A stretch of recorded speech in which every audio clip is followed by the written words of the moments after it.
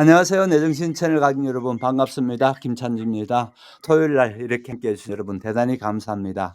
저와 함께 방송 출연해서 읽어주기도 하고 또 느낌을 말씀해 주실 우리 게스트를 소개하도록 하겠습니다. 안녕하세요. 반갑습니다. 황시연입니다. 안녕하세요. 이주연입니다. 포기하지 말고 끝까지 달려가 봅시다. 안녕하세요. 김태영입니다. 소설 읽기를 통해서 함께 길을 찾아 나서는 같은 여정의 길을 걸어갈 수 있기를 바랍니다. 늘봄 전영택의 화수분입니다. 오늘 함께 읽어야 될 책이요. 읽으실 때에 주목하셔야 될 꼭 요거를 염두에 두시고 해야 될 부분은 늘 그렇습니다만은 왜 제목이 화수분일까? 제목을 염두에 두세요. 그러면은 이 제목을 화수분 말 그대로 요즘식으로 얘기하면 요술 램프지요. 꺼내서도 물이 자꾸 나온다든지 꺼내서도 돈이 자꾸 나온다든지 이런 식으로 요술 램프잖아요. 또는 뭐 도깨비 방망이 우리식으로 그렇게 말할 수도 있을 텐데 그러면 아주 부유롭고 뭐 신기한 일이 많이 벌어지는 것보다가 아니고요. 완전히 책 제목은 그렇게 돼 있으면 완전 반전이 일어납니다. 다시 말씀드려서 아이러니라 했죠. 문학에 잘 사용하는 기법입니다. 어떤 걸 강조시키기 위해서 그 강조시키는 말을 이 같은 기법으로 사용합니다. 반대말을. 예를 들어서 아이가 좀 잘했으면 좋을 텐데 너무 못해. 그런데 아이께 뭐라고 합니까? 야 이놈아 왜 그래 못하니? 라고 소리 지를 수도 있겠죠. 그런데 참 잘한다 잘해. 이 얘기가 뭡니까? 아이가 벌써 들으면은 아 내가 못한다는 걸 엄마는 참 잘한다 잘해. 이렇게 얘기하시는구나 압니다. 훨씬 더 강한 방식이거든요. 여기서 다시 말씀드려서 화수분이라 해서 넉넉히 잘 사는 게 아니고 그 반대라는 거죠. 보통 가난한 게 아니고요. 찢어질 만큼이나 가난한 그런 삶입니다. 그러면은 뭐 우리 다 어릴 때 그렇게 가난하게 자랐고 옛날에 우리 일제시대 다 그래 살았지 않나? 이렇게 되어지면 소설이 쓸 게 없잖아요. 옛날에 그래 살았어. 이러면 다 안 돼. 여기서 뭘 주려고 하는가라는 어마어마하게 찢어질 듯하게 가난한 것 속에서 어떤 가치, 어떤 정신, 어떤 거를 부어주려고 이 같은 단편 소설을 썼을까? 이거를 생각하시라는 겁니다. 처음부터 끝까지 쭉 염두에 두셔야 될 거는 이 화수분이라는 이름을 지었는데 그 반대편에 있는 그같이 매우 가난한 사람들 얘기입니다. 매우 가난하게 살아가는 사람들의 얘기인데 이 얘기 속에서 항상 여러분이 생각하셔야 될 거는 여기서 뭘 주려고 이걸 이렇게 하나하나 가난한 삶을 드러내놓고 있나. 그냥 들여다보기도 싫은데 왜 이거를 앞으로 정면으로 끄집어냈을까라는 생각을 갖고 이 소설을 쭉 읽어 나가면요. 상당히 마지막 부분에 가서 아 이래서 이 화수분이라는 게 유명한 소설일 수밖에 없겠구나 이런 생각을 가질 수가 있습니다. 그래서 그 생각을 가지시고 이제 같이 오시는데 우선 저자가 어떤 분인가라는 거는 제 하는 방식 남들은 다 그렇게 하지 않는 것 같아요. 그런데 저는 그게 매우 중요하다고 생각하는 사람 중 하나로 간단하게 말씀드리겠습니다. 지난 화요일 날에 이미 한번 방송했습니다. 늘봄 전영택의 생애 그리고 신앙 뭐 이런 쪽의 제목을 가지고 했습니다. 늘봄 전영택은 상당히 부유한 집안에서 태어나 1894년에 평양에서 태어나는데요. 아버지가 전석영이고요. 어머니가 강순애 사이에서 1894년에 태어납니다. 그런데 아버지가 개화파 김옥균과 더불어 한 그런 상당히 지성인인데다가 성각자였습니다. 깨어있는 사람이었다는 거죠. 나라의 장래를 염려하고 그러는 사람이었다는 겁니다. 그런 면에서 상당히 좋은 집안에서 태어나서 늘 뭐랄까요 어려움 없이 그러니까 일본 유학하고 미국 유학하고 이럴 정도의 어려움 없이 자랄 수 있는 그런 배경인데 형을 따라 가지고 기독교 신앙을 갖게 됩니다. 기독교 신앙을 갖게 되면서 그 이후부터는 항상 가장 낮은 사람들 또 가장 힘없는 사람들 또 사람들 눈에 잘 띄지 않고 소외된 사람들 그런 사람들을 중심으로 그런 사람들을 소재로 해서 소설을 쓰고 특히 초기 작품에는 죽음의 문제가 항상 대두됩니다. 그래서 죽음이라는 문제가 이 소설 속에서 상당히 큰 문제로 됩니다. 암울하게 왜 죽음을 다룰까? 이 생각이 얼핏 들 수가 있습니다. 그런데 죽음이라는 걸 한번 볼게요. 동전의 양면하고 같습니다. 이쪽 면이 죽음이라면요, 이쪽 면은 뭘 것 같습니까? 삶입니다. 생과 사라는 거는요, 이 동전 양면하고 똑같습니다. 죽음이라는 문제를 물고 늘어지고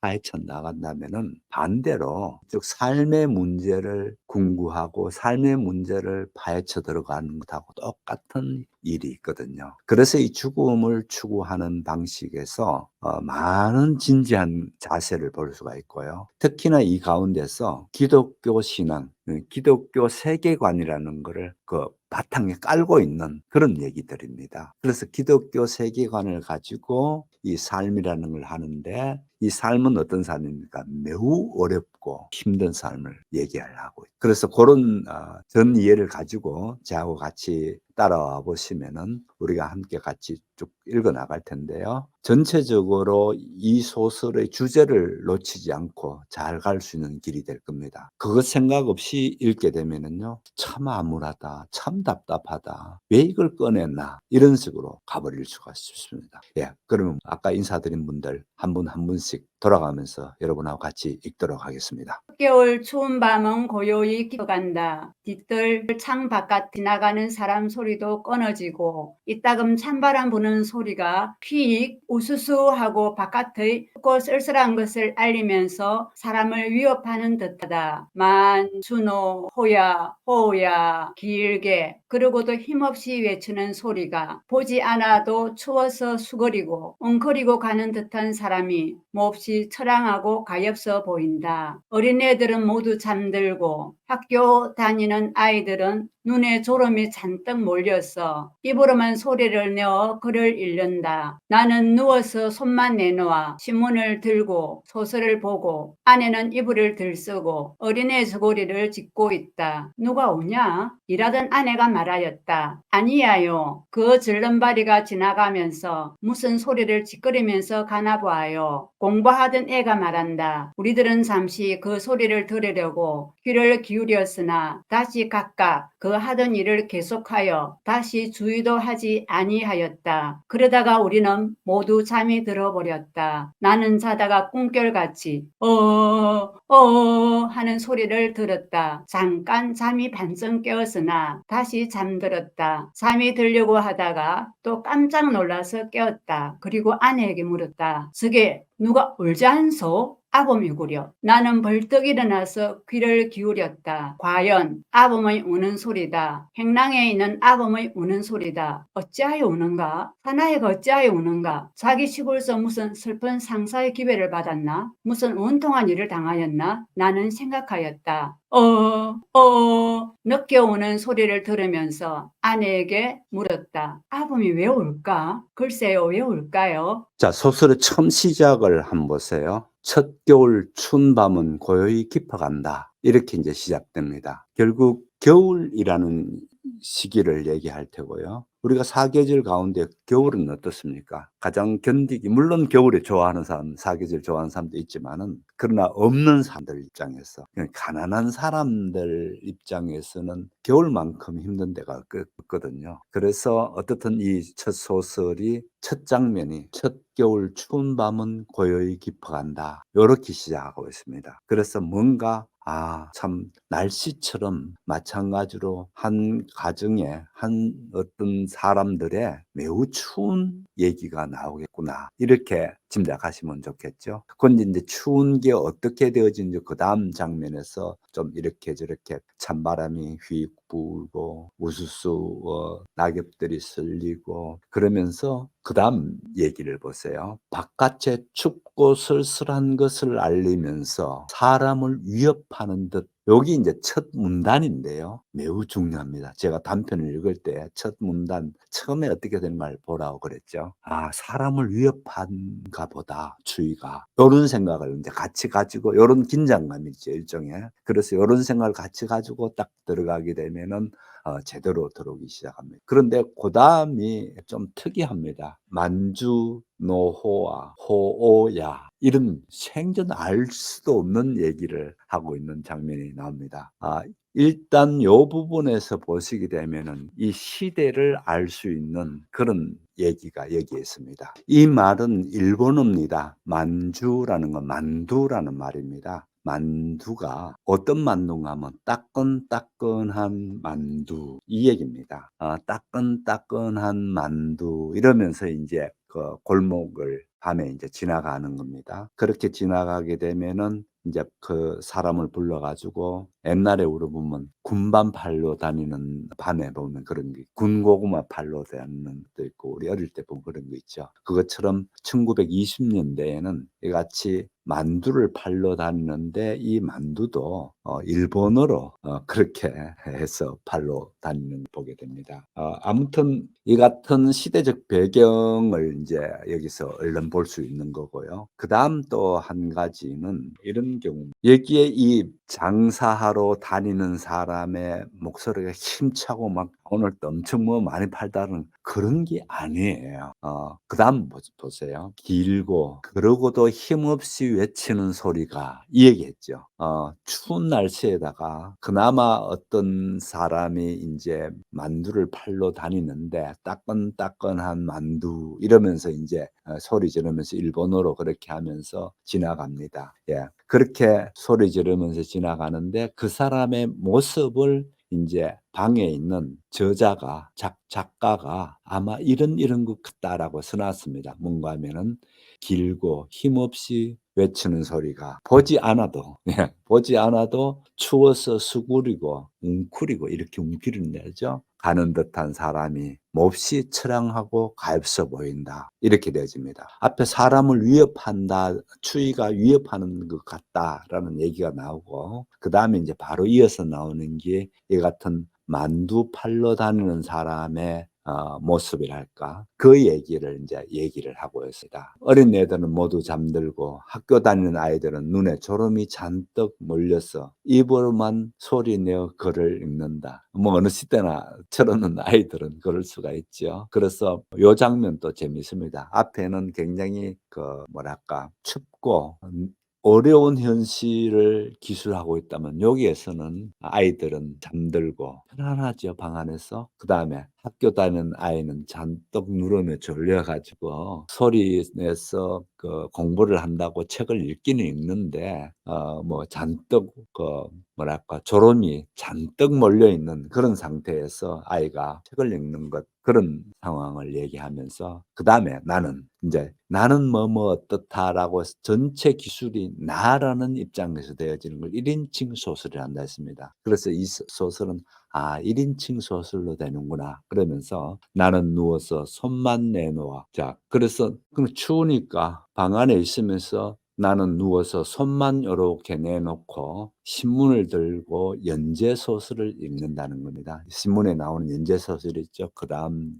뭐 이렇게 나오는 연재소설을 읽고 아내는 날이 추우니까 이제 이불을 둘러쓰고 어린애 저고리를 짚고 있고 방 안의 상황을 또 묘사해 줍니다. 그런데 누가 우냐? 그러면서 아내가 이제 묻습니다. 그렇게 하였더니만은 아니에요. 그 절름발이가 지나가면서 무슨 소리를 짓거리는가 봐요. 하면서 공부하던 애가 이제 말합니다. 그래서 공부하던 애는 이 만두를 팔러 다니는 사람이 절름발이라는 걸 알고 있는 거죠. 자, 그 다음을 또 보겠습니다. 자, 그래서 누가 우나 보다 이렇게 했는데 불확실한 거예요. 어떻든. 그러면서 이제 잠자리에 듭니다. 그러다 우리는 모두 잠들어 버렸다. 잠결에 누가 자다가 꿈결에 우는 소리가 또 들립니다.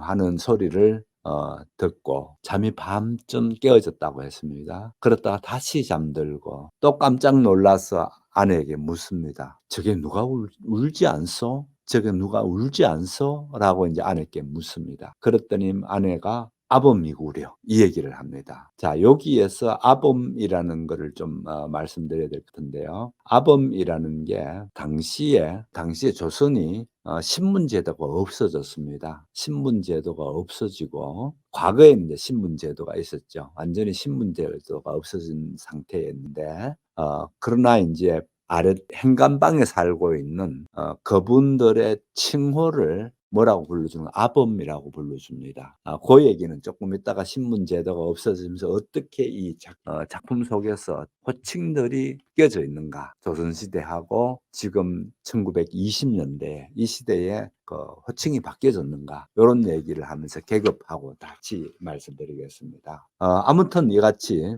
아범이 우는 것 같아요. 그러니까 행간방에 살고 있는 새들을 살고 있는 그런 아범이 우는 것 같다. 이제 이 얘기입니다. 그러니 나는 자다가지만 누가 저렇게 울고 있을까 벌떡 일어나서 귀를 기울였다고 했죠. 과연 아범이 우는 소리다. 그래. 행랑에 있는 아범이 울고 있는 소리가 이제 분명해지는 겁니다. 그 다음에 어찌하여 사나이가 어찌 우는가? 자기 시골에서 무슨 슬픈 상사, 그러니까 초상일, 초상이 났다는 기벌을 받았나? 무슨 원통한 일을 당했나? 이런 생각을 혼자서 합니다. 그래서 나는 생각하였다. 늦게 우는 소리를 들으며 아내에게 물었다. 아범이 왜 울까요? 글쎄요, 왜 울까요? 이제 이렇게 첫 소설이 누가 밤에 울고 우는 거를 왜 우느냐라는 거를 이제 던지면서 시작되는 겁니다. 아범은 금년 9월에 그 아내와 어린 계집애 둘을 데리고 우리 집 행랑방에 들었다. 나이는 한 30살쯤 먹어 보이고 머리에 상투가 그냥 달라붙어 있고 키가 늘씬하고 얼굴은 기름하고 누루퉁퉁하고 눈은 좀 큰데 사람이 벅순하고 착해 보였다. 주인을 보면 어느 때든지 그 방에서 고달픈 몸으로 밥을 먹다가도 얼른 일어서서 허리를 굽혀 절하였다. 나는 그것이 너무 미안해서 그러지 말라고 이르려고 하면서 늘 그냥 지내었다. 그 아내는 키가 자그마하고 몸이 뚱뚱하고 이마가 좁고 항상 입을 다물고 아무 말이 없다. 적은 돈은 회개할 줄 알아도 원이나 100냥 넘는 돈은 회개할 줄 모른다. 그리고 어멈은 날 회개할 줄을 모른다. 그러기에 저 낳은 아이들의 생일을 아범이 그 전날 내일이 생일이라고 일러주지 않으면 모른다고 한다. 그러나 결코 속일 줄은 모르고 무슨 일이든지 하라는 대로 하기는 하나 얼른 대답을 시원히 하지 아니하고 꼬물꼬물 오래 하는 것이 흠이다. 그래도 아침에는 일찍이 일어나서 기름을 발라 머리를 곱게 빗고 빨간 댕기를 들여 쪽을 찍어 나온다. 그들에게는 지금 입고 있는 단벌 옷과 조그만 냄비 하나밖에 아무것도 없다. 세간도 없고 물론 입을 옷도 없고 덮을 이부자리도 없고 밥 담아 먹을 그릇도 없고 밥 먹을 숟가락 한 개가 없다. 있는 것이라고는 보기 싫게 생긴 딸 둘과 작은 애를 없는 홑 누더기와 띠 아범이 벌이하는 지게가 하나 이것뿐이다. 밥은 우선 주인집에서 내어간 사발과 숟가락으로 먹고 물은 역시 주인집 어린애가 먹고 비운 가루 우유통을 갖다가 떠먹는다. 9살 먹은 큰 계집애는 몸이 좀 뚱뚱하고 얼굴은 컴컴한데 이마는 어미 닮아서 좁고 볼은 애비 닮아서 축 늘어졌다. 그리고 이르는 말은 하나도 듣는 법이 없다. 그 어미가 아무리 욕하고 때리고 하여도 볼만 부어서 까딱 없다. 도리어 어미를 욕한다. 꼭 서서 어미 보고 눈을 부르대고 조 깍쟁이가 왜 하다니야? 하고 욕을 한다. 먹을 것이 생기면 자식 먹이고 남편 대접하고 자기는 늘 굶는 어미가 헛입 노릇이라도 하는 것을 보게 되면 저 망할 계집년이 무얼 혼자만 처먹어고 욕을 한다. 다만 자기 어미나 아비의 말을 아니 들을 뿐 아니라 주인 마누라나 주인 나리가 무슨 말을 일러도 아니 듣는다. 먼데 있는 것을 가까이 오게 하려면 손수 붙들어 와야 하고 가까이 있는 것을 비키게 하려면 뚫어다 치워야 한다. 다음에 작은 계집애는 돌을 지나 3살 먹은 것인데 눈이 커다랗고 입술이 삐죽 나오고 걸음은 겨우 빼뚤빼뚤 걷는다. 그러나 여태 말도 도무지 못하고 새벽부터 하루 종일 붙들어 매어 끌려가는 돼지 소리 같은 크고 흉한 소리를 내어 울어서 해를 보낸다. 울지 않는 때라고는 먹는 때와 자는 때뿐이다. 그러나 먹기는 썩 잘 먹는다. 먹을 것이라고 눈앞에 보이기만 하면 또한 죄다 빼앗아다가 두 다리 사이에 넣고 다리와 팔로 웅크리고 융융 소리를 내면서 혼자서 먹는다. 그렇게 심술 살아온 큰 계집애도 다 빼앗기고 조련해서 얻어먹지 못한다. 이렇기 때문에 작은 것은 늘 그 어미 뒷잔등에 엎여 있다. 만일 내려놓아 버려두면 그냥 땅바닥에 벗은 몸으로 두 다리를 턱 내뻗치고 묶여가는 돼지 소리로 동네가 요란하도록 냅다 지른다. 그래서 어멈은 밤낮 작은 것을 얻고 큰 것과 싸움을 하면서 얻어먹지는 못하고 물 깃고 걸레치고 빨래하고 서서 돌아간다. 그러면서 작은 것에게는 젖을 먹이고 큰 것에 욕을 먹고 성화받고 밤에는 사나이에게 웅얼웅얼하는 잔말을 듣는다. 밥 지을 쌀도 없는데 밥 안 짓는다고 욕을 한다. 그리고 아범은 밝기도 전에 지게를 치고 나갔다가 밤이 어두워서 들어오지만 하루에 두 끼니를 못 끓여 먹고 대개는 벌이가 없어서 새벽에 나갔다가도 오정 때가 되면 일찍 돌아온다. 들어와서는 흔히 자다. 이런 때는 온 종일 그 이튿날 아침까지 굶는다. 그때마다 말없던 어멈이 웅얼웅얼 바가지 긁는 소리가 들린다. 어멈이 그 애들 때문에 그렇게 애쓰고 그들의 살림이 그렇게 어려운 것을 보고 나는 이따금 이렇게 생각하였다. 아내에게 말도 한다. 저 애들은 누구를 죽이나 하지. 위에 말한 것은 아범과 그 식구의 대강 한 정형이다. 그러나 밤중에 그렇게 설게 운 까닭은 무엇인가? 자, 또 보겠습니다. 아범이 어떤 사람이고 어떻게 된 연유인지 이제를 설명하기 시작합니다. 이때까지 갑자기 누가 우는 것부터 먼저 얘기됐지 않습니까? 그런데 아범은 금년 9월에 이제 겨울이라니까 12월이나 뭐 이렇게 됐겠죠. 그러니까 금년 9월에 아이 둘하고 아내 이렇게 해서 우리 행랑에 이렇게 새들었다는 거죠. 새들었다는 말을 쓰지 않고 행랑방에 들었다라고 하는 이유가 있습니다. 왠가 하면은 일단 행랑이 뭔지를 좀 말씀드릴게요. 아마 좀 어릴 때 부잣집에서 자란 사람들은 알 겁니다. 제가 화면에서 잠깐 보여드렸다시피 보통 좀 이렇게 부잣집일 경우에 기와집이 이렇게 형성되어져 있습니다.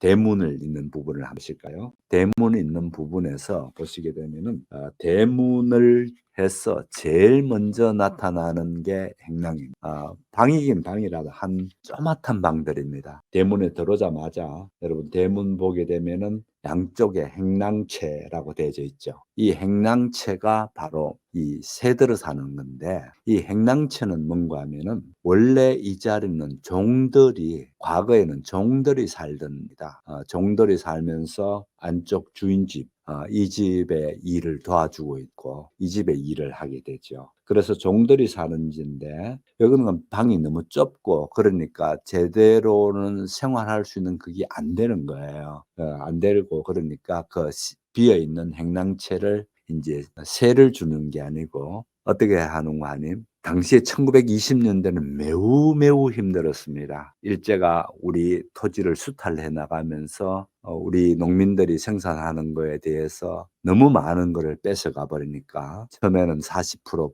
뺏어가다가 그다음에 50% 뺏어가다가 그럼 반만 나눠 먹으면 아니에요. 반만 나눠 먹는 게 아니고 일제가 가져오는 그만큼을 가져가고 그다음에 지주를 또 줘야 돼요. 지주를 주고 그러다 보면은 그야말로 입에 풀칠하기가 힘들어집니다. 입에 풀칠하기 힘들어지니까 힘들게 농사지어서 일제께 뺏기고 지주 주고 나면은 자기게 먹기 살기가 힘들단 말이에요. 그래서 많은 경우가 농토를 버리고 화전민을 되든지 화전민은 뭐 지가 혼자서 일구어서 먹고 사는 게 되니까 깊은 산속에서 화전민이 되든지 안 그러면은 도시로 무작정 이런 시대적 배경이 있습니다. 도시로 무작정 올라왔을 때에는 할 수 있는 게 없지 않습니까? 어디서 자요? 그래서 많은 경우가 당시에는 뭐가 있는가 하면은 운막집, 말이 운막집이지 땅을 이렇게 팝니다. 파가지고 위만 이렇게 막게 되면은 토막집이라고 합니다. 토막집이라 하는 그런 데서 사는 경우가 많았고요. 또 그도 예치 못하면은 그냥 길바닥에서 사는 그 노숙을 하게 되고요.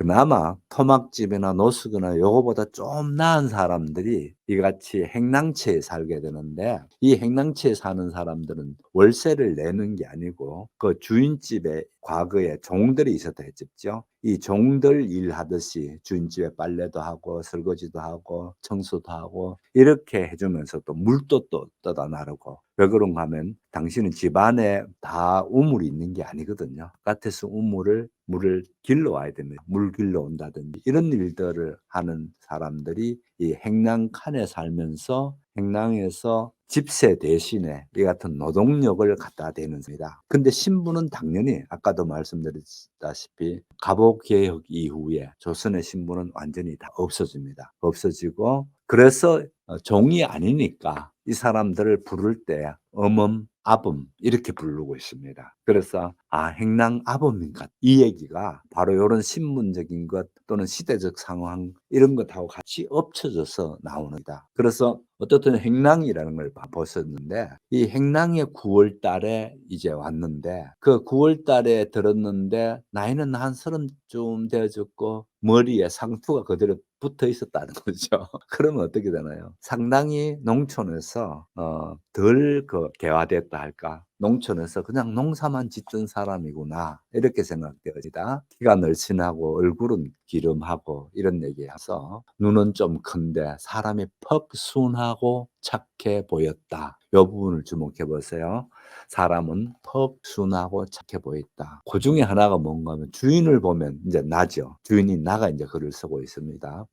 작가입니다. 주인을 보면 어느 때든지 그 방에서 고달픈 몸을 일으켜서 밥을 먹다가도 얼른 일어난다는 얘기입니다. 예. 그래서 보게 되면 얼른 일어나서 허리를 굽혀서 절하더라 이런 얘기입니다. 그 다음에 아내가 키도 자그만하고 몸이 똥똥하고 이마가 좁고 항상 입을 다물고 말이 없다 이러면서 이제 말 없는 아내 이렇게 살고 있습니다. 한마디로 좀 말수가 적고 그러면서 그다음 얘기가 재밌습니다. 적은 돈은 좀 이렇게 계산할 줄 아는, 회계라는 계산입니다. 계산할 줄 알아도 몇 전 이런 정도는 원 단위가 넘어 전 다음에 원이지 않습니까? 원 단위가 넘는다지 백량 넘는 돈은 회계할 줄 모른다. 계산을 못하는, 더하기 빼기를 못한다죠. 그리고 날짜를 모른다. 날짜가 며칠 날인지 모르니까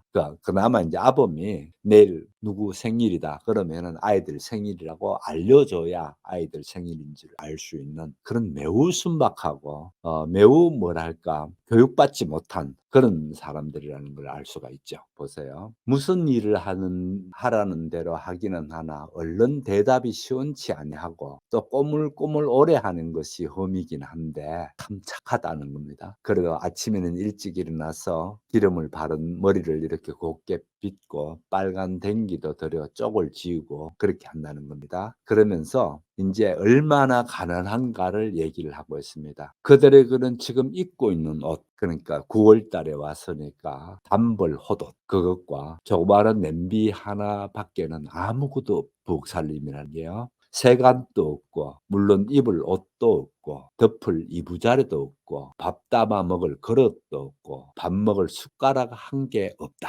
이제 다 없죠. 예. 있는 것이라기에는 한 얘기가 재밌습니다. 보기 싫게 생긴 딸 둘과 둘 있다는 거죠. 애를 없는 누더기 띠, 애를 업어야 되니까 애를 없는 누더기 띠. 그 다음에 아범이 나가서 벌어오는 지게. 이제 촌에 지게는 있으니까 지게는 가져와서 이 지게를 이용해서 이제 시내에서 누가 일이 있나 그러면 지게 져다 주고 물건 같은 거 져다 주고 그 다음에 이제 약간의 돈을 받게 되면은 그 돈으로 이제 먹고 살고 되는 지게뿐이다. 이 얘기입니다. 그런데 이 지게도 잘하면 열심히 하면 안 되나 이 생각하기 쉽겠죠. 그런데 아까 시대를 얘기했다시피 농촌에서 갑자기 많은 사람들이 산으로 갔지 또는 도시로 상경해 버리니까 이 지게를 가지고 먹고 살려고 하는 사람들이 너무 많은 거예요, 문제는. 이러다 보니까 제대로 돈 벌어 들어올 수가 없고 공치기도 쉽고 이게 인제 굉장히 어려운 이유가 거기에 있습니다. 그래서 인제 이 사람들이 먹고 사는 밥 먹는 것조차도 사발과 숟가락조차도 주인집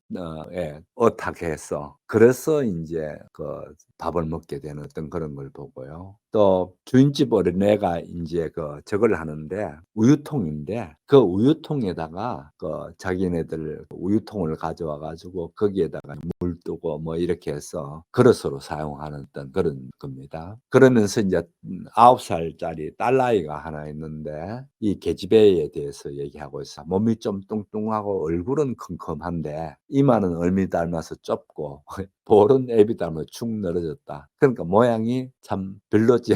지금 이것만 보더라도. 그리고 이러는 말 하나도 듣는 법이 없다. 아이께 무슨 말을 시키면은 아이가 듣지를 않는다는 겁니다. 그러면서 아이는 뭘 하더라도 말을 안 듣고 그 어미가 아무리 욕하고 때리고 하여도 볼만 부어서 까딱이 없다.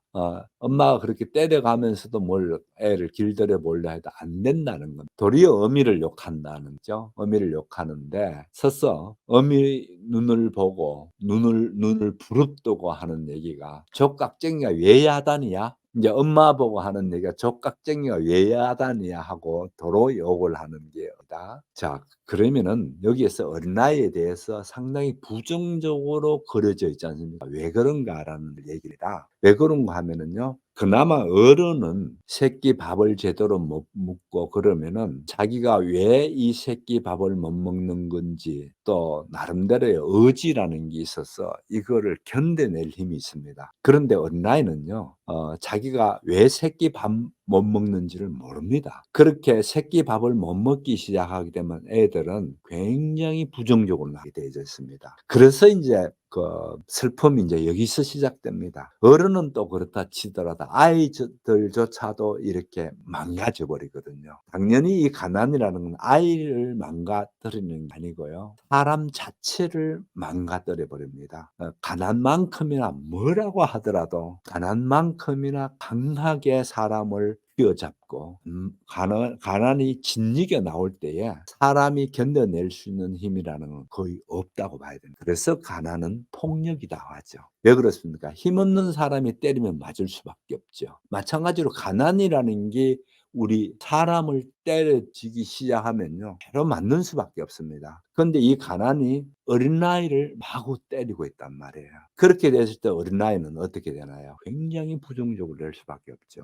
그래서 어른이 말하면은 어른 말을 안 듣게 돼 있습니다. 여기서 보면 어른이 이르는 말은 하나도 듣는 법이 없다. 이 얘기하죠. 그게 인제 바로 이런 것 때문에 그렇습니다. 먹는 것이 생기면 자식이고 남편이고 대접하기는 늘 굶는 어미가 그걸 한다는 거죠. 여기에 보면 또 어미가 그 어려운 형편에서 먹는 것이 생기면 자식들을 하기 위해서 얼마나 애쓰고 있는가라는 부분을 또 봅니다. 그다음 이제 두 번째 아이의 얘기입니다. 첫째 아이는 9 살 먹은 아이라고요.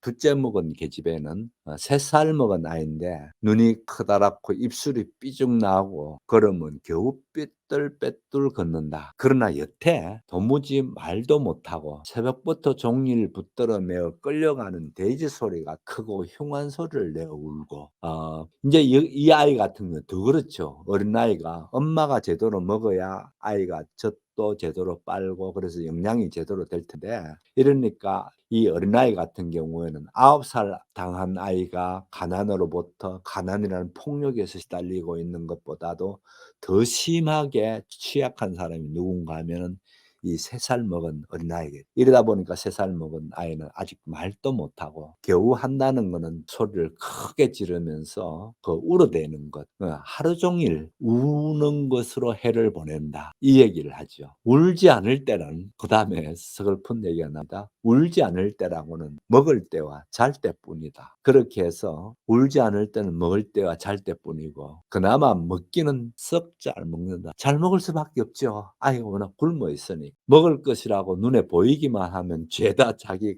가랭이 사이로 두 다리 사이로 갖다 넣어 놓고 끌어다 놔 놓고 그렇게 먹더라. 인제 이런 식으로 두 번째 아이에 대한 묘사가 있습니다. 그런데 이 세 살 먹은 아이가 얼마나 많이 굶었다라는 걸 또 볼 수 있는 얘기가 이 얘기입니다. 9살 먹은 그 언니가 있는데 그 언니도 이 3살 먹은 아이께 못 당한다는 얘기. 뭐 먹을 게 나오게 되면 전부 다 자기가 그렇게 하는 거. 그래서 작은 것은 늘 그 어미 뒷잔등에 엎혀서 만일 내려놓으면은 그냥 땅바닥에 벗은 몸으로 두 다리를 턱 내뻗치고 묶여가는 돼지 소리로 동네가 요란 냅다 소리 지른다. 아이가 이제 불안하고 이제 그러니까 늘 엄마께 붙어 있는 그거죠. 그래서 어멈은 밤낮 작은 것을 얻고 그러니까 3살 먹은 아이를 업고 큰 것과 싸움하면서 그러면 9살 먹은 아이하고 싸우면서 얻어먹지는 못하고 물깃고 걸레치고 빨래하고 서서 돌아간다. 그러니까 이 얼마나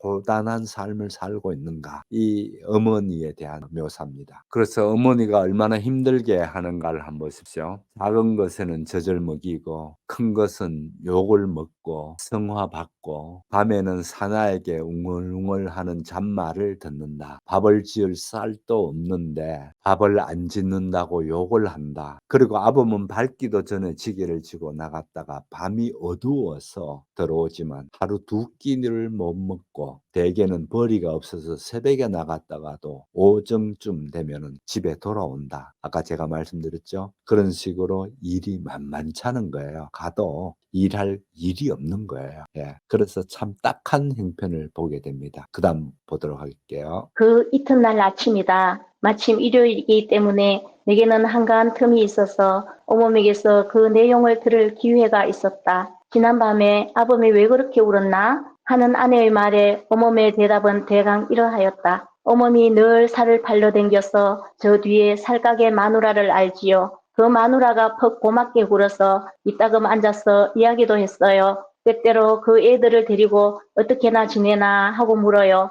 그럴 적마다 죽지 못해 삽지요 하고 아무 말도 아니했어요. 그랬는데 한 번은 가니까 큰애를 누구를 주면 어떠냐고 그래요. 그래서 제가 데리고 있다가 먹이면 먹이고 죽이면 죽이고 하지 제 새끼를 어떻게 남을 줍니까? 그리고 워낙 못생기고 아무 철이 없어서 애미 애비나 기다렸다가 죽이더라도 남은 못 주어요. 남이 가져갈 게이 못 됩니다. 그것을 데려가시는 댁에서는 길로 무엇합니까? 되시면 잡아나 먹지요. 하고 저는 줄 생각도 아니했어요. 그래도 그 마누라는 어린 것이 다 그렇지 어떤가. 어서 좋은 댁에서 달라니 보내게 잘 길러 시집 보내주신다네. 그리고 여태 젊은이들이 빌어먹고 살아야지 애들을 다 데리고 있다가 이제 차차 날도 추워 오는데 모두 한꺼번에 굶어 죽지 말고 하시면서 여러 말로 대고 권하셔요. 말을 들으니까 그랬으면 좋을 듯도 하기에 그럼 저희 아범 보고 말을 해보지요 했지요. 그랬더니 그 마누라가 부쩍 달라붙어서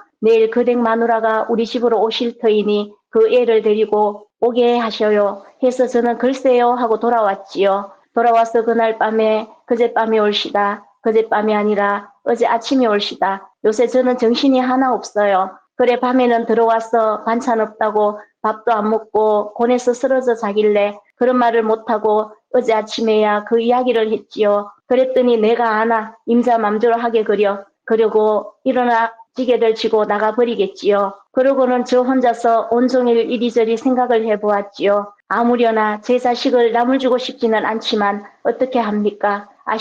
아시듯이 이제 새끼 또 하나 생깁니다 그려. 지금도 어려운데 어떻게 둘씩 셋씩 기릅니까? 그래서 차마 발길이 안 나가는 것을 오정때가 되어서 데리고 갔지요. 짐승 같은 계집애는 아무것도 모르고 따라 나가요. 앞서가는 것을 뒤로 보면서 생각을 하니까 어째 마음이 안 되었어요. 하면서 어멈은 울먹울먹한다. 눈물이 핑 돈다. 그런 것을 데리고 갔더니 참말 웬 알지 못하는 마누라님이 앉아 계셔요. 그 마누라가 이걸 호떡이라 군밤이라 감이라 먹을 것을 사다 주면서 나하고 우리 집에 가 살자. 예쁜 옷도 해주고 만나는 밥도 먹고 좋지. 나하고 가자 하시니까 이것은 문기에 미쳐서 대답도 아니하고 앉았어요. 이 말을 들을 때에 나는 그 계집애가 우리 마루 끝에서 우리 집 어린애가 감 먹는 것을 바라보다가 내버린 감 꼭지를 나를 쳐다보면서 집어 가지고 나간 것이 생각났다. 어머면 다시 이야기를 이어 그래 제가 어쩌나 보려고 그럼 너 저 마님 따라가 살련? 나는 집에 갈 터이니 했더니 저는 본체 만체하고 머리를 끄덕끄덕해요. 그래도 밀심해서 정말 갈 테야? 가서 울지 않을 테야? 하니까 저를 한번 헐끗 노려보더니 그래 걱정 말고 가요 하겠지요. 하도 어이가 없어서 내버리고 집으로 돌아왔지요. 그러고 돌아와서 저 혼자 가만히 생각하니까 아범이 또 뭐라고 하는지 몰라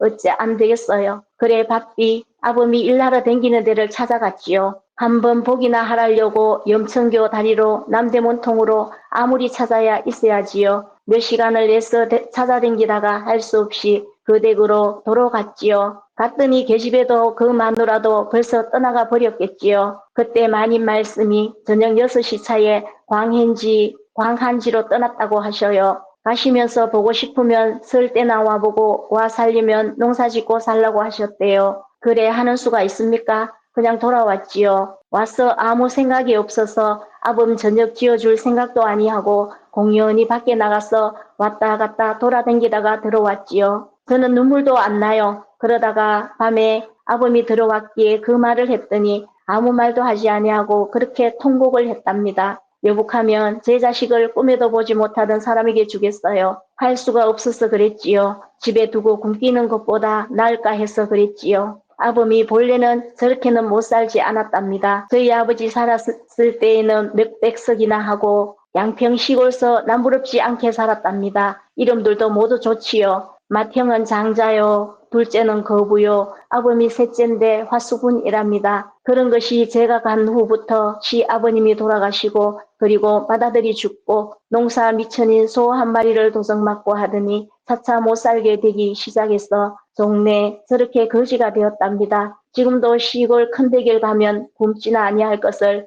부끄럽다고 저러고 있지요. 자네 못생긴 건 할 수 없어요. 우리는 이제야 비로소 아범이 어제 울던 까닭을 알았고 이때에 나는 비로소 아범의 이름이 화수분인 것을 알았고 양평 사람인 줄도 알았다. 그렇게 밤에 우는 소리를 듣고 난 뒤에 그 이튿날 아침이다. 이렇게 하면서 그 이튿날 그렇게 우는 일이 있고 난 뒤에 그 이튿날 이제 아침 일요일이기 때문에 내게는 한가한 틈이 있어 어머니에게 그 내용을 들을 기회가 있었다. 라면서 그 내용을 듣습니다. 지난밤에 왜 그렇게 아범이 왜 그렇게 울었죠? 라고 물었더니만은 아내가 하는 대답은 대강 이러하였다. 그러면서 딱 한 사정들이 납니다. 이제부터 얘기가 뭡니까? 아내가 어머니 하는 얘기입니다. 쌀을 팔러 간다는 거는 돈을 주고 쌀을 싸오는 경우다. 그런 걸 쌀을 판다고 얘기합니다. 쌀을 팔러 댕겨서 저 뒤에 쌀가게 마누라 알지요? 하면서 이제 쌀가게 마누라를 합니다. 그 마누라가 고맙게 그렇게 해줘서 이따금 앉아서 이야기도 했었는데 때때로 그 애들 데리고 어떻게 지내나 쌀가게 그 주인이 봐도 좀 딱하니까 어떻게 지내나 하고 묻는 겁니다. 그럴 적마다 이제 이 어머니 얘기합니다. 죽지 못해서 살지요. 라고 그렇게 말합니다. 그랬는데 한 번은 큰애를 누구를 주면 어떠냐? 이렇게 했다는 거예요. 그래서 당시에 큰애를 누구를 준다라는 얘기도 좀 입양 가는가 보다. 이거하고는 다릅니다. 입양은 남자애가 자기 집에 대를 이을 사람이 없을 경우에는 남에게 가는 게 아니고 가까운 친척 가운데에 둘째, 셋째 뭐 이렇게 되는 아이를 하나 입양해 오는 경우 이렇게 남자애를 입양해 오지 여자애를 그렇게 입양 가는 게 아니고요. 남에게 팔려간다라고 봐야 되는데 이 팔려간 아이는 그러면 데리고 가서 뭐 하는가? 집에서 잔심부름을 시키고 또 집에서 설거지도 한다든지 집의 일들을 할 수 있는 소위 말하는 몸종입니다. 당시에는 몸종이 없었거든요. 그래서 몸종으로 쓰여지는 아이들이 여자아이들이 이제 이런 식으로 팔려 나갑니다. 그래서 먹여주고 재워주고 당연히 그걸 해주죠. 해주는 대신에 월급도 없고 아무것도 없습니다. 그냥 먹여주고 재워주고 하게 되면은 그 집 일을 하게 되는 그런 아이인데 그래서 그런 아이로 이제 뭐 노예 제도는 이미 없어졌으니까 몸종을 그런 걸 둘 수 있는 사회는 아니니까 이런 방식으로 필요한 노동력을 공급받고 했는 시대입니다. 그 엄마의 얘기입니다. 돌아와서 그날 밤에 그젯밤이었습니다. 그젯밤이 아니라 어제 아침에 올시다. 이런 식으로 정신이 왔다 갔다 하지요. 저는 정신이 하나도 없어요. 이제 당연히 엄마가 그렇게 자기 속으로 낳은 아이를 생전 보지도 못한 사람 집에 먹고 살기 힘들어서 보낸 엄마의 마음이 어떻겠어요? 그러니 정신이 없죠. 그래서 저는 정신이 하나 없어요. 이제 이 얘기입니다. 참 마음이 애석하죠. 그날 밤에는 들어와 반찬이 없다고 밥도 안 먹고 고운하여 쓰러져 자길래 그런 말을 못하고 왠가 남편이 인제 없을 때에 그렇게 애를 보냈고 밤에 와서 말을 못했다는 거죠. 그다음 날 아침에 인제 "애를 보내시면 좋겠다." 인제 이 얘기했더니 "임자 마음대로 하세요." 인제 이 얘기를 들은 겁니다. 그래서 혼자서 인제 결정을 하게 되는 거죠. 아이를 '아 이렇게 보내야 되겠다.' 이렇게 최종 결정을 하게 되는 겁니다. 그래서 정옷도 좀 돼서 살집으로 인제 아이를 데리고 갔습니다. 짐승 같은 계집애는 왠가 하면 엄마는 지금 마음이 아파서 맞거든요. 애는 모르겠죠. 그러니까 인제 표현을 짐승같 이렇게 했습니다. 아무것도 모르고 따라간 앞서가는 것을 뒤로 보면서 생각을 하니까 어째 마음이 안 됐어요 하면서 어머는 울먹울먹한다. 눈물이 핑 돈다. 그렇죠. 모든 엄마는 다 그렇습니다. 예, 모든 엄마 정신병자가 아닌 이상은요. 그런 것을 데리고 갔더니 참말 웬 알지 못하는 아주머니가 있었습니다. 그러면서 인제 그 아주머니께 아이를 넘겨주는 그런 얘기입니다. 그래서 우선 이제 아이를 달랜다 할까, 아이를 유혹한다 할까, 데리고 가야 되니까 아이에게 먹을 것 뭐 감도 사 주고 호떡도 사 주고 또 "때때로 또 사 주겠다." 그러면서 아이께 인제 "우리 집에 가서 나하고 살자." 인제 이런 식으로 해서 인제 아이가 가게 됩니다. 간다고 인제 그렇게 결정하게 됩니다. "그럼 너 저 마나님하고 같이 가렴?" 하면서 엄마가 한 번 더 확인해 봅니다. 그랬더니 "나는 집에 갈 터이니." 인제 어머니가 "너는 저 아주머니하고 같이 가련? 나는 집에 갈 터이니." 저는 본체 만취하고 머리를 끄덕끄덕해요. 그래도 미심쩍어서 "정말 갈 테야. 가서 울지 않을 테야." 이런 식으로 또다시 엄마가 확인합니다. 그래서 엄마의 또다시 확인을 하고 그렇게 하면서 참 저 혼자 가만히 생각하니 아범이 또 뭐라 할지 몰라 어째 안 됐어요. 그래 바삐 아범이 일하러 가는 데를 찾아다녔죠. 염천교니 남대문 통이니 다녀봤는데 못 찾는 겁니다. 못 찾고 왠가 하면은 마지막으로 한번 그 아이 얼굴을 좀 보라고 그렇게 해서 다녔는데 못 찾고 그렇게 보내는 겁니다. 그렇게 보내고 저녁 때쯤이나 왔더니만은 아이하고 그 아주머니는 이미 떠나고 없고 그렇게 해서 인제 집에 왔다는 것입니다. 그래서 저는 눈물도 안 나와요. 너무 인제 비극적이면 그럴 수 있죠. 너무 비극적이다 보니까 눈물도 안 나와요. 그러다 밤에 아범이 들어왔기에 그 말을 했더니 아무 말도 하지 않고 그렇게 통곡을 했답니다. 인제 통곡 소리가 왜 나왔는가가 인제 여기에 나옵니다. 그죠? 그래서 할 수 없어서 그렇죠. 집에 두고 굶기는 것보다 인제 요 얘기입니다. '집에 두고 굶기는 것보다 나을까.' 했어요. 엄마는 얼마나 마음 아프겠어요. 얼마나 마음 아프고 그런 걸 극복한다 할까. 그거를 넘어서면서 아이를 굶기는 것 아이 편을 생각해 줍니다. 자 엄마의 희생이 여기서 볼 수가 있죠. 아이는 아직 철 몰라서 모릅니다. 모르는데 엄마는 생각해 보니까 이 아이를 어떻게 할 수가 없고 굶겨 가지고 잘못하면 죽일 수도 있으니까 '이 아이를 보내는 게 좋겠다.' 이렇게 인제 엄마가 판단한 겁니다. 그래서 나을까 집에 두고 굶기는 것보다 나을까 해서 그랬죠. 인제 이 얘기입니다. 아범이 본래는 저렇게 못 살지 않았답니다 하면서 인제 아범의 얘기가 나옵니다. 그렇게 됐는데 이때에 처음으로 아범 이름이 나옵니다. 먼저 맏형은 장자요. 오래 산다는 겁니다. 길장자. 예. 오래 사는 사람으로 맏형 이름이 장자고 둘째가 재밌습니다. 거부고 그다음에 셋째인 이 아범이 화수분인 겁니다. 그래서 인제 시아버지는 돌아가시고 가세는 기울고 그렇게 하다가 결국은 이렇게 반거지처럼 되어진 얘기를 합니다. 여기서 화수분이라는 걸 좀 아실 필요가 있는데요. 상당히 긴 얘기가 있습니다. 당연히 화수분이라는 용어는 그대로 해석하게 되면은 재물이 계속 나오는 보물단지 뭐 이런 쪽으로 그대로 인제 되겠습니다만 사실은 긴 역사적 배경이 있습니다. 그 얘기를 하려고 합니다. 짧게 얘기해서 중국의 진시황 때라고 합니다. 진시황 때에 이때는 화가 아니고 하 그러니까 강하지죠. 강이라는 거죠. 하수분이라는 게 있었는데 이 하수분이 뭔가 하면은 만리장성을 샀지 않습니까? 진시황 때 인제 만리장성을 쌓게 되는데 많은 인력 또 투입돼야 되고 그러다 보니까 제일 문제가 물을 길러내는 게 문제였습니다. 그래서 큰 놋대야를 만들고 그 큰 놋그릇에다가 인제 인부들이 물을 갖다 막 붓게 되는 겁니다. 물을 많이 갖다 부었겠죠 당연히. 그렇게 바꿔 놓는데 이상하게 인제 전설에는 다 이렇게 되게 돼 있죠. "그 물을 빼서도 물이 마르지 않더라."라고 해서 하수분, 화가 아니고요. 하수분 이렇게 되어진 말이 먼저입니다. 그러니까 아무리 물을 빼서도 물은 계속 나오더라.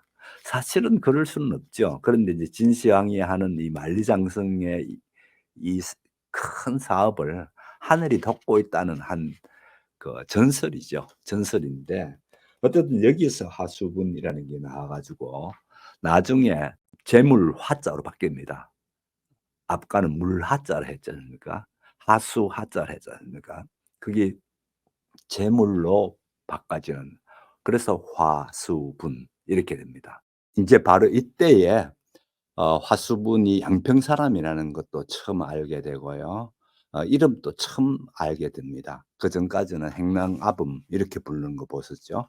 그렇게 부르다가 이름이 화수분이라는 것도 인제 이 작가인 나는 처음 알게 됐다는 거죠. 그런 지 며칠이 지난 어느 날 아침이다. 화수분은 새 옷을 입고 갓을 쓰고 길 떠날 행장을 차리고 안으로 들어온다. 그것을 보니까 지난밤에 아내에게서 들은 말이 생각난다. 시골 있는 형 거부가 일하다가 발을 다쳐서 일을 못하고 누워있기 때문에 떡이냐 흉년인데다가 일을 못해서 모두 굶어 죽을 지경이니 아범을 오라고 하니 가보아야 하겠다는 말을 듣고 나는 가보아야겠군 하니까 아내는 김장이나 해주고 가야 할 터인데 하기에 글쎄 그렇게 이러지 한 일이 있었다. 아범은 뜰에서 허리를 한번 굽히고 말한다. 날이 된 게 오겠습니다. 제 형이 일하다가 도끼로 발을 찍어서 일을 못하고 누워있다니까 가보아야겠습니다. 가서 추수나 해주고는 곧 오겠습니다. 그래서 날이 된 만 믿고 갑니다. 나는 어떻게 대답을 했으면 좋을지 몰라서 잘 댕겨오게 하였다. 아범은 다시 한번 절을 하고 안녕히 계십시오 하면서 돌아서 나갔다. 저렇게 내버리고 가면 어떡합니까? 우리도 살기 어려운데 어떻게 불 떼주고 먹이고 피고 할 테요. 그렇게 곧 오겠소? 이렇게 걱정하는 아내의 말을 듣고 나는 바삐 나가서 화수분을 불러서 곧 댕겨오게 겨울을 나선 안 되네 하였다.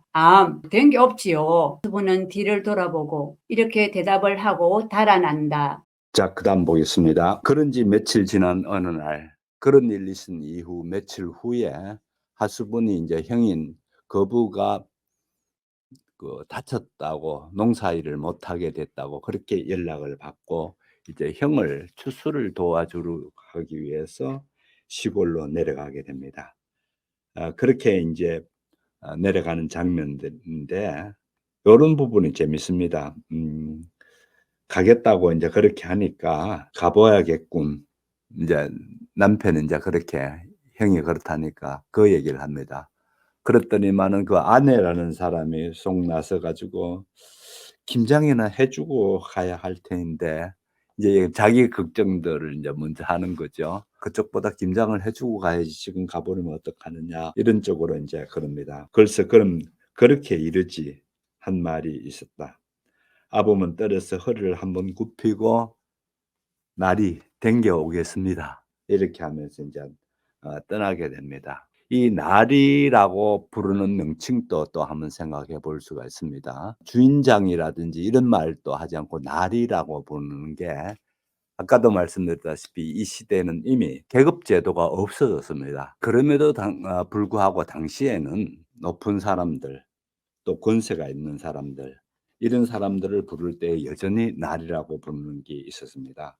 그래서 하수부는 행랑에서 그렇게 얹혀 산다 할까 얻어 살고 있는 입장이니까 그렇게 나를 나리로 부른다. 이제 이 얘기가 나옵니다. 아무튼 집주인이 나를 높여서 그렇게 불러준다는 거죠. 그래서 아내도 마찬가지로 주인 그러니까 날이라고 부를 뿐더러 우리 집 아내도 마찬가지로 아씨라고 불러준다는 거죠. 반면에 나는 자기네 집 일을 해주는 하수분을 대접하여 부르기 위하여 옛날에 사용하던 아범이라는 말로 부르고 있었다. 이제 이렇게 얘기합니다. 어떻든 행랑살이에서 나타나는 그런 그 호칭의 차이들을 볼 수가 있죠. 호칭의 차이들을 보면서 이렇게 호칭을 하는구나 이런 식으로 봅니다. 외국 가면은 날이 다가오겠습니다 라는 걸로 하는 것라든지 이 하수분의 아내가 떠날 때도 아씨 시골로 가겠습니다 하면서 이렇게 아씨라고 불러줍니다. 네, 상당히 높은 말이거든요. 아씨가요. 그래서 아무튼 이런 그 신분을 이 호칭 속에서 볼 수 있다. 이 얘기입니다. 그렇게 형네 집에 가서 추수나 해주고 돌아오겠습니다.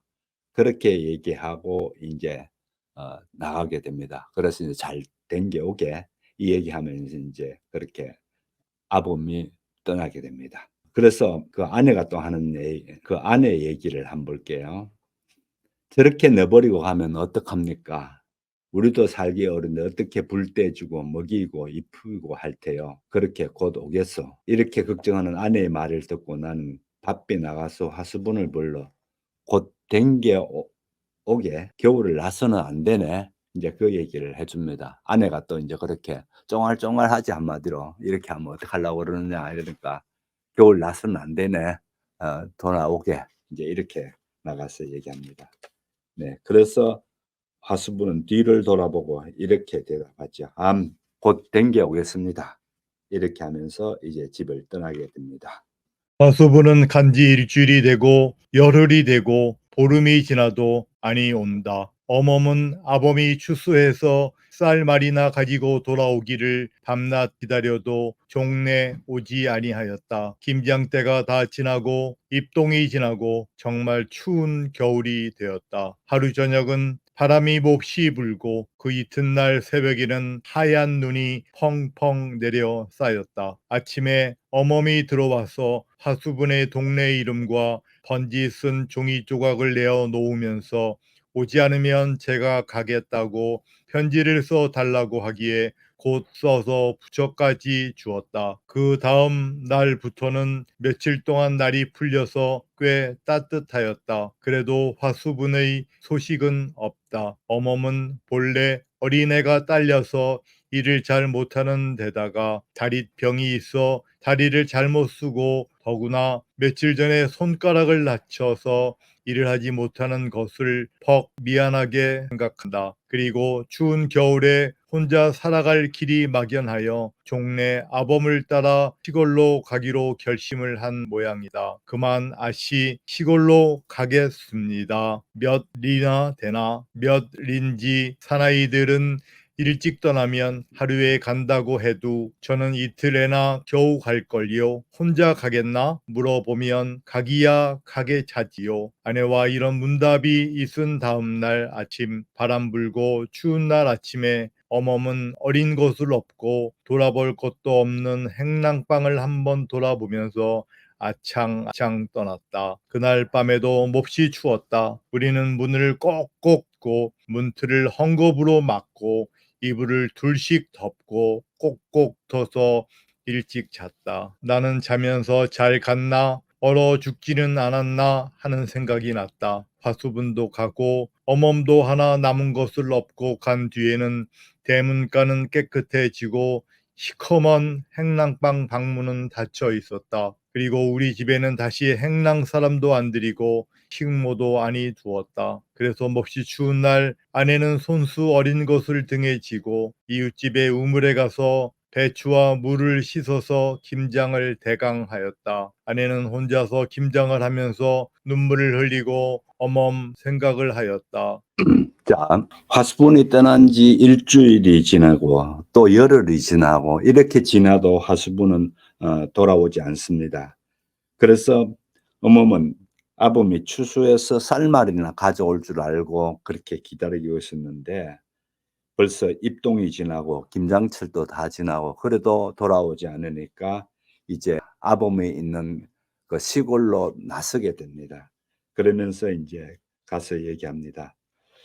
아씨, 시골로 가겠습니다. 이렇게 얘기합니다. 그러니까 몇 년이나 되나?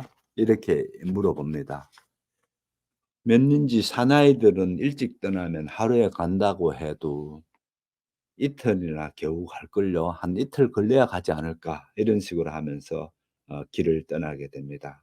혼자 가겠나? 이제 이렇게 물으니까 물어서 가면 되지요. 이제 길을 모르니까 물어서 가겠다고 그러면서 다음 날 아침 바람 불고 추운 날 아침에 어멈은 어린 것을 등에 업고 돌아볼 곳도 없는 행랑방을 한번 돌아보면서 아창아창 떠나갔다. 이런 아창아창이라는 표현도 재밌죠. 이런 그 예쁜 우리말을 또 잘 끌어다가 쓰고 있습니다. 이 소설에 보면 이같이 어성어나 어태어들을 잘 사용하고 있습니다. 그래서 어성어, 어태어를 보게 되면 뒷뜰 창 바깥이 지나가는 사람조차도 끊어지고 이따금 찬바람 부는 소리가 휘익 우수수 하고 휘익 우수수 이런 말들. 그러니까 휘익이라는 어성어죠. 그 소리가 들리는 것을 그대로 표현하는 어성어고 어태어는 그 모양이나 소리를 뭐랄까 기술한다 할까요? 나타내는 거죠. 예를 들어서 아까 아장아장이든지 이런 것들이 소리가 아장아장 나지는 않지 않습니까? 소리가 나면은 어성어고 아장아장은 어태어가 되겠죠. 그래서 어성어, 어태어 어렵게 생각하지 마시고 어떻든 그런 말을 잘 쓰는가 보다 이렇게 생각하시면 됩니다. 그래서 여기서도 그런 게 나오고요. 또 그 다음에 찾아보면은요, 어성어, 어태어가 쓰이는 게 작은 계집은 돌을 지나 3살 먹은 것인데 눈이 크다랗고 입술이 삐쭉 나오고 그러면 겨우 빼뚤빼뚤 걷는다. 이런 빼뚤빼뚤 할 때에도 보면은 어태어죠. 어떻게 애가 걷는가. 이제 발육부진인 것 같아요. 아이가 말도 못하고 걷는 것도 일정하게 걷지 못하고 빼뚤빼뚤 이렇게 걷는다는 거죠. 그다음에 또 작은 것에는 젖을 먹이고 큰 것은 욕을 먹고 성화를 받고 밤에는 사나에게 웅얼웅얼하는 잔말을 듣는다. 이때 웅얼웅얼도 재밌는 표현이죠. 웅얼웅얼 어성어죠. 말을 똑부러지게 하지 않고 비 맞은 중처럼 중얼중얼하는 겁니다. 한마디로. 예. 그런 걸 이렇게 표현하고 있습니다. 또 그다음에 보면은 그때마다 말없던 아범이 옹알옹알 바가지 긁는 소리가 들린다. 참 예쁜 말을 골라 쓰지 않나요? 옹알옹알 바가지 긁는 소리가 들린다. 이렇게 된 거예요. 그래, 제가 어쩌나 보려고 그다음 또 볼게요. 그럼 너 저 마님 따라가 살련? 나는 집에 갈 테니 했더니 저는 본체 만체하고 머리를 끄덕끄덕한다. 어태어죠. 예, 끄덕끄덕한다. 그래서 아름다운 우리말을 잘 골라가지고 어성어, 어태어를 쓰면 장점이 뭔가 하면요. 훨씬 더 생동감 있게 보이거든요. 훨씬 더 살아있는 듯한 거를 눈에 그릴 수 있도록 되어집니다. 그 다음에 보세요. 하루 저녁은 바람이 몹시 불고 이튿날 새벽에는 하얀 눈이 펑펑 쌓였다. 펑펑을 한번 보세요. 펑펑. 눈이 얼마나 많이 오는가. 눈이 많이 왔다. 이거보다 펑펑 쌓였다. 이렇게 하는 게 훨씬 더 눈이 많이 온 느낌이 들죠. 그 다음에 바람 불고 추운 날 아침에 어멈은 어린 것을 등에 업고 돌아볼 것도 없는 행랑방을 한번 돌아보면서 아창아창 떠나갔다. 우리는 문을 꼭꼭 닫고 문틀을 헝겊으로 막고 이불을 둘러듣고 꼭꼭 붙여서 일찍 잤다. 이런 식으로 꼭꼭을 사용함으로 인해 가지고 또 생동감을 주죠. 그러다가는 허덕허덕 흐느낀다. 이렇게 표현하는 부분도 참 예쁜 말 아닙니까? 예, 그다음에 이튿날에 나무 장사가 지나가다가 그 고개에 젊은 남녀의 껴안은 시체와 그 가운데 아직 자다 깨인 어린애가 등에 따뜻한 햇빛을 받고 앉아서 시체를 툭툭 치고 있는 것을 발견하여 어린 것만 소에 싣고 갔다. 시체를 툭툭 치고 있는 것. 이런 식으로 어승어가 어태어가 이 책에서 많이 쓰이고 있습니다. 그래서 제가 여기에 있는 것을 골라서 그렇게 한번 말씀드렸는데요. 소설을 읽을 때 이같이 작가의 표현법 이런 것도 주목해서 읽으면은 훨씬 더 재밌게 읽을 수 있는 그런 게 되겠죠. 자, 그다음에 또 보겠습니다. 그다음에 이제 작가가 이런 생각을 합니다. 화수분도 가고 음음도 가고 남은 것 얻고 간 뒤에 대문가는 깨끗해지고 시커먼 행랑방 방문은 닫혀 있었다. 그다음 볼세요. 그리고 우리 집에는 다시 행랑 사람도 안 들이고 식모도 안 해두었다. 그래서 몹시 추운 날 아내는 손수 어린 것을 등에 지고 이웃집의 우물에 가서 배추와 무를 씻어 김장을 대강하였다. 아내는 혼자서 김장을 하면서 눈물을 흘리고 엄음 생각을 하였다. 예. 그 다음에 이제 마지막 부분 정점 없습니다. 같이 한번 보겠습니다.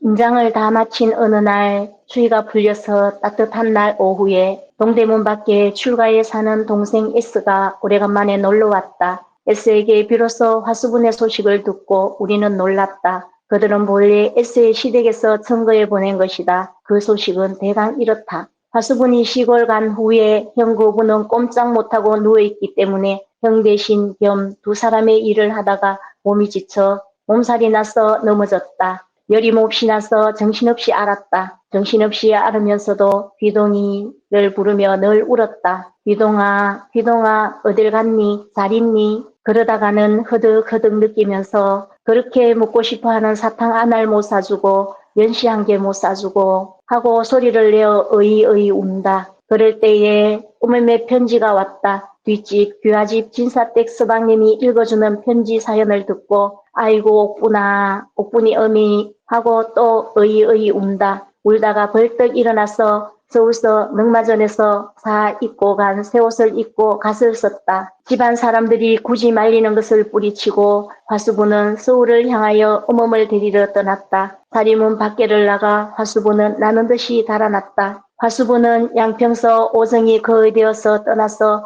해져갈 즈음에 백리를 거의 와서 어떤 높은 고개에 올라섰다. 칼날 같은 바람이 뺨을 친다. 그는 고개를 숙여 앞을 내려다보다가 소나무 밑에 희끄무리한 사람의 모양을 보았다. 그것에 곧 달려가 보았다. 가본즉 그것은 옥분과 그의 어머니다. 나무 밑 눈 위에 나뭇가지를 깔고 어린 것 업은 헌 누더기를 쓰고 한 끝으로 어린 것을 꼭 안아가지고 웅크리고 떨고 있다. 화수부는 왁 달려들어 안았다. 어멈은 눈은 떴으나 말은 못한다. 화수분도 말을 못한다. 어린 것을 가운데 두고 그냥 껴안고 밤을 지낸 모양이다. 이튿날 아침에 나무장사가 지나가고 그 고개에 젊은 남녀의 껴안은 시체와 그 가운데 아직 막 자다 깨인 어린애가 등에 따뜻한 햇볕을 받고 앉아서 시체를 툭툭 치고 있는 것을 발견하여 어린 것만 소에 싣고 갔다. 김장을 다 마친 어느 날 추위가 풀려서 따뜻한 날 오후에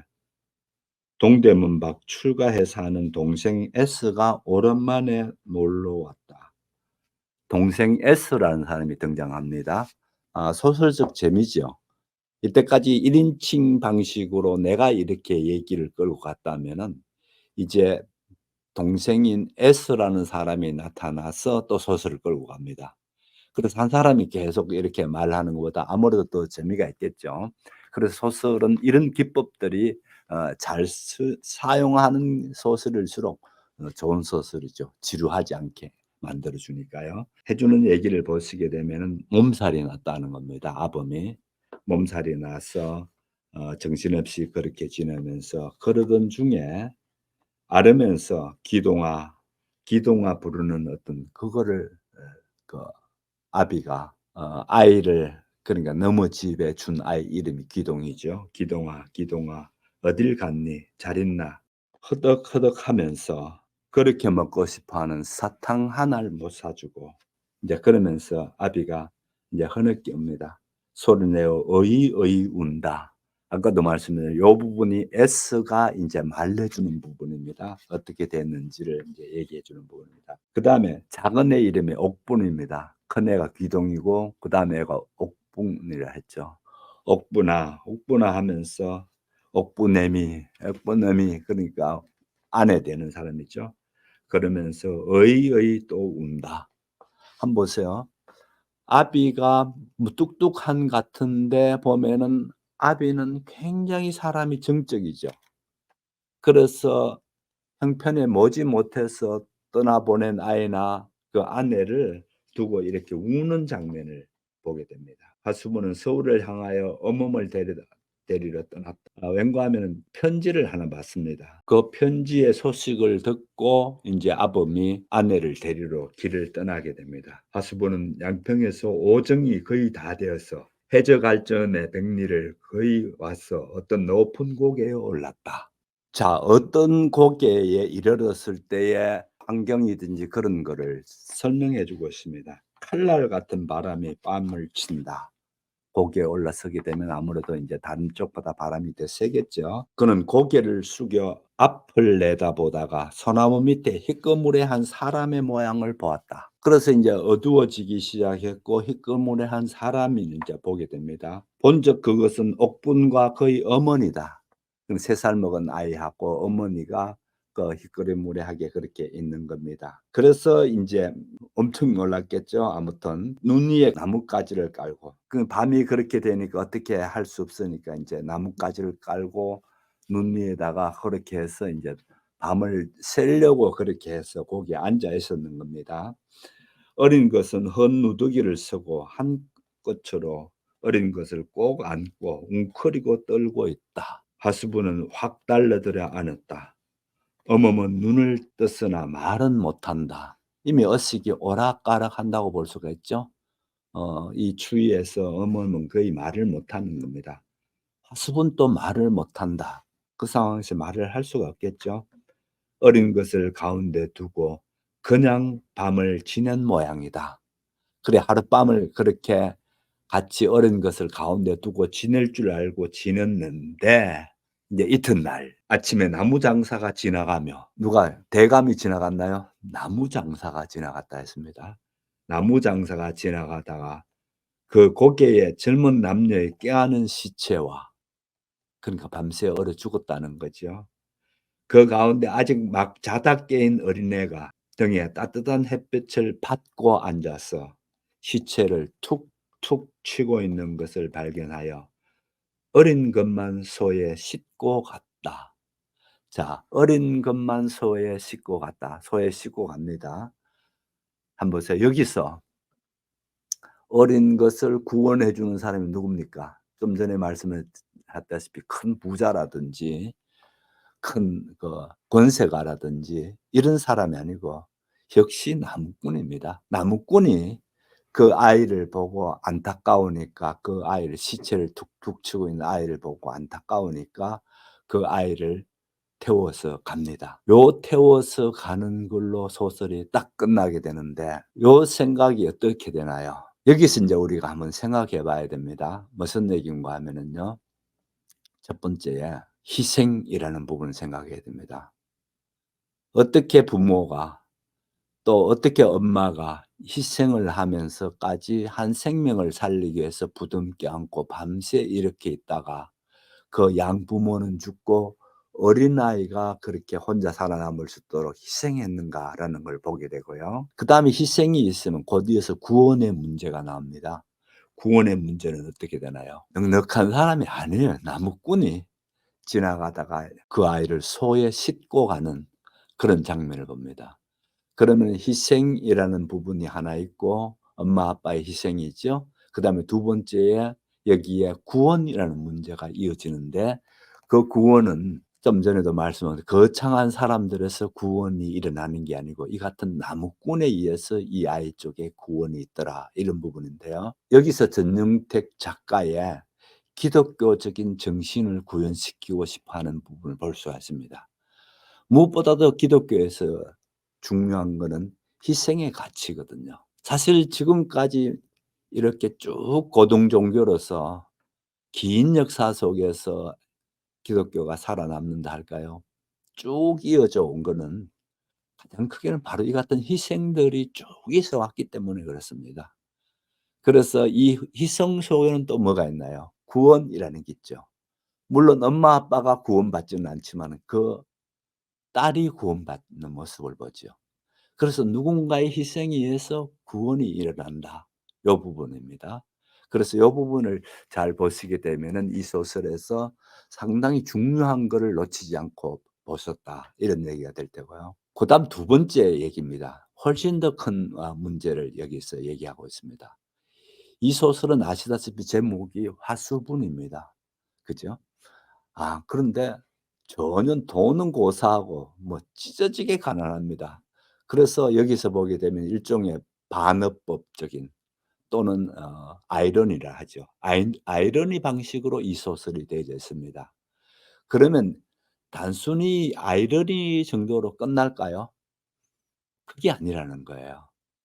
무슨 얘기인가 하면은 이 하수분이라는 이름 속에서 아까도 말씀드린 재물을 끊임없이 꺼내도 계속 나오는 것, 화수분을 했죠. 원래는 물을 끊임없이 꺼내도 그대로 나오는 게 하수분, 물하자입니다. 하수분을 했습니다. 이런 것처럼 여기에서 중요한 게 나오는데요. 사랑이라는 겁니다. 한번 보세요. 엄마도 그렇고 아빠도 그렇고 비록 가난하고 제대로 먹지도 못하고 그런 참 지난한 삶을 살죠. 그럼에도 불구하고 그 아이를 향한 사랑을 한번 보세요. 그래서 이 하수분이라는 걸 뭘 보여야 되는가 하면 여기서 재물을 꺼낼 때마다 나오는 게 아니고 그거는 아니고 물을 꺼낼 때마다 나오는 게 아니고 뭡니까? 사랑을 꺼내더라도 사랑은 그대로 있더라라는 부분입니다. 혹시 여러분 가운데 사랑이 내가 다 고갈돼 버렸어. 다 꺼내서 못 준다는 사람 있나요? 지구상에 아직 한 사람도 그런 사람 없었습니다. 그래서 우리가 가지는 이 사랑을 나눠 준다. 또 사랑을 끊임없이 베푼다라는 거는 그렇게 중요한 겁니다. 내 핏줄이기 때문에 사랑을 베풀어야 되는 게 아니고 또 우리 교인이기 때문에 베풀어야 되는 게 아니고요. 우리 인간이 고귀하게 사는 가치 중에 하나가 끊임없이 화수분처럼 내놓는 그런 사랑을 내놓는 사람이 돼야 된다. 요 부분이 이 소설의 주된 핵심입니다. 그래서 제목도 화수분이고요. 외관상으로 봐 가지고는 '참 말도 안 되네. 화수분이 이렇게 가난해서 쓰나?' 이런 생각되는데 쪼끔만 더 들여다보면은 엄마 아빠가 얼마나 뜨거운 아이를 향한 너무너무 형편이 어려워서 아이를 갖다 남에게 줘야 된다든지 또 아이를 이렇게밖에 키울 수 없는 형편이지만은 거기에 항상 아이를 향하는 따뜻한 사랑이 있었다. 이 얘기가 전체입니다. 어떻습니까? 화수분이라는 거에서 인제 여러분이 이 소설이 뭘 얘기하려고 했는가라는 게 분명해졌죠. 네. 그러면은 제 말고 우리 이 수업에 함께 하신 분들의 얘기도 들어보도록 하겠습니다. 화수분을 읽고 나니까 한강 작가의 인터뷰 및 그 이야기가 같이 오버랩이 되었습니다.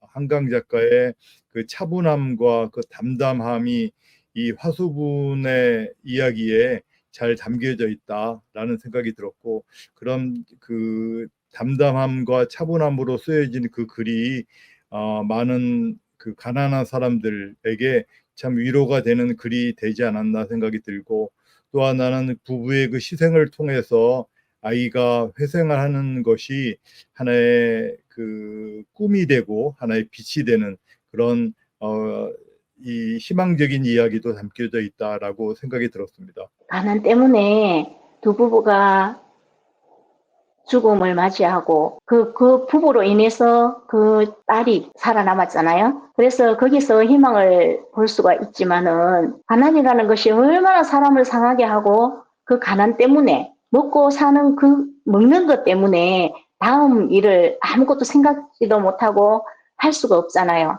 근데 저는 며칠 전에 우연히 유튜브에서 백영훈 박사님이 옛날에 박정희 대통령이 우리를 위해서 그 가난을 위해서 물리치기 위해서 또 굶어 죽어가는 국민들을 위해서 정말로 최선을 다하는 그런 유튜브를 본 적이 있어요. 그래 아무도 도와주지 않는 그 상황에서 독일로 건너가고 거기서 차관을 받아오기 위해서 노력했던 거. 그래서 우리 간호사 분들이 가시고 광부 분들이 가시고 그래서 그 돈으로 우리나라가 경부고속 도로가 건설되고 이랬던 것을 그리고 그 밑거름으로 우리가 그 가난을 뚫고 지금 현재 이르고 있다는 것을 한번 보면서 어렴풋이 알고는 있었지만은 확실히 그 프로를 보면서 와 정말로 박정희 대통령이 아니었으면은 혹시 지금도 그 상황인 거는 아닐까 이런 생각도 들었거든요.